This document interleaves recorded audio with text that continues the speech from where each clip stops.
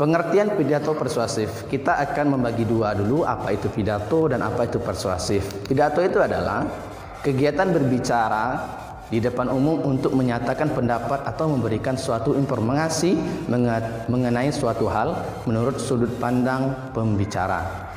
Jadi pidato ini adalah kegiatan berbicara di depan umum. Jadi berarti kalau pidato itu harus ada audiensnya, atau harus ada pendengarnya, baru bisa dikatakan pidato. Apa yang disampaikan? Ya memberikan sebuah informasi, apa saja, selagi itu positif menurut sudut pandang pembicara. Sudut pandang itu artinya menurut pendapat pribadi.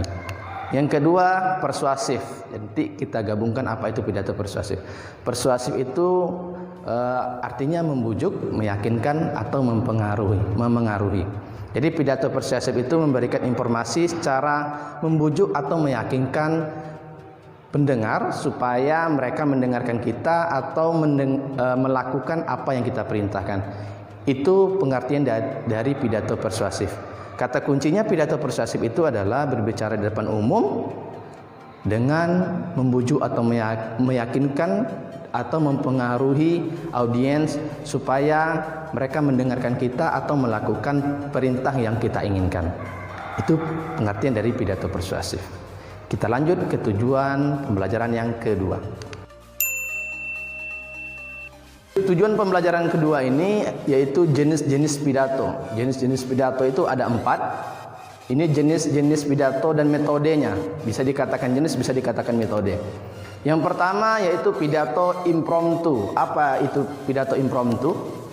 Anda bisa lihat pidato yang dilakukan dengan spontan atau tiba-tiba menyampaikan pidato tanpa persiapan. Ini biasanya dilakukan ketika ada sambutan-sambutan dari orang-orang tertentu. Nah, ini biasanya pidato dadakan. Kalau pidato impromptu ini dilakukan seseorang yang belum berpengalaman, biasanya itu dia tergagap-gagap atau kemungkinan besar dia gagal menyampaikan pidato impromptu. Karena orang yang belum berpengalaman itu harus mempersiapkan pidatonya, baru dia melaksanakan pidato. Yang kedua, pidato manuskrip. Pidato yang dilakukan dengan membaca naskah dari awal sampai akhir. Ini biasanya dilakukan oleh pemerintah atau petinggi, biasanya presiden, menteri dan lain sebagainya. Kenapa mereka menggunakan teks?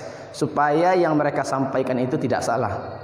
Mereka sebenarnya sebelum menyampaikan pidato dengan teks itu mereka membuat dulu sebelumnya dengan sudut pandang presidennya. Kalau dia pidato presiden, baru disampaikan dengan cara membaca. Itu tadi supaya yang disampaikan itu tidak salah. Karena kalau presiden menyampaikan hal-hal yang salah, nah itu akan berakibat fatal untuk negaranya. Yang ketiga jenis pidatonya yaitu pidato memoriter, memori, yaitu ingatan. Kita siapkan pidatonya, kita tulis di awal, setelah itu kita hafal kalimat demi kalimat, kata per kata. Kelemahan dari pidato memoriter ini biasanya ketika kita menghafal satu kalimat saja yang hilang, itu biasanya bisa buyar pidatonya. Misalnya katanya kita berpidato tentang pasar, terus kata pasarnya kita lupa. Nah, itu biasanya bisa melupakan atau menghilangkan hafalan sebelumnya. Ini pidato memoriter, biasanya ini untuk pemula. Bagi Ananda atau orang lain yang ingin berpidato, baru belajar pidato, biasanya menggunakan metode atau jenis pidato memoriter, yaitu menghafal kalimat demi kalimat. Kelemahannya yang sudah saya jelaskan tadi. Dan yang terakhir adalah pidato extempore.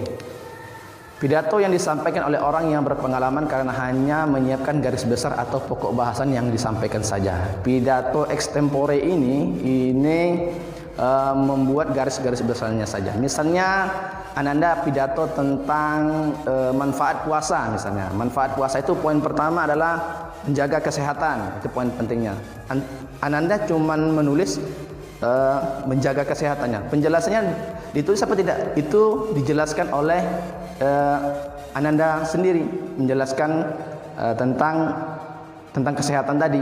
Yang kedua misalnya poinnya manfaat puasa, menjaga kesehatan. Yang kedua bentuk ketaatan kepada Allah Subhanahu wa taala. Jadi poin-poin besarnya setelah itu dijelaskan. Ini biasanya yang disampaikan oleh orang yang berpengalaman.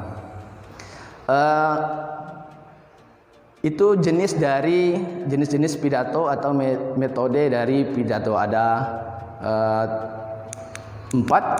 Kita ulangi. Pertama pidato impromptu, yang kedua pidato manuskrip, dan yang ketiga pidato memoriter, dan yang keempat pidato extempore. Ananda bisa catat nanti dan diingat metode mana atau jenis pidato mana yang cocok untuk Ananda. Kita masuk tujuan pembelajaran yang ketiga. Tujuan pembelajaran ketiga ini yaitu tujuan pidato. Jadi ketika kita mau berpidato, tujuan kita apa? Nah, yang pertama adalah memberikan informasi kepada pendengar. Jika pidato kita itu memberikan sebuah informasi yang positif kepada pendengar. Yang kedua, meyakinkan pendengar. Yang ketiga, menghibur pendengar. Dan yang keempat, menggerakkan pendengar. Jadi dalam pidato itu tidak hanya satu tujuan. Bisa saja keempatnya ini antum jadikan satu dan antum sampaikan di dalam sebuah forum pidato. Bisa memberikan informasi di situ. Setelah memberikan informasi, antum meyakinkan bahwa informasi itu benar. Setelah itu meyakinkan pendengar, antum menghibur pendengar. Cara penyampaian Anda bisa diselipi humor dan sebagainya. Dan yang terakhir, menggerakkan pendengar. Kalau menggerakkan pendengar ini biasanya pidato orasi. Biasanya orang-orang demo itu pidato itu menggerakkan pendengar. Baik Ananda, itu dia pembelajaran kita jenis-jenis pidato, tujuan pidato dan pengertian pidato. Setelah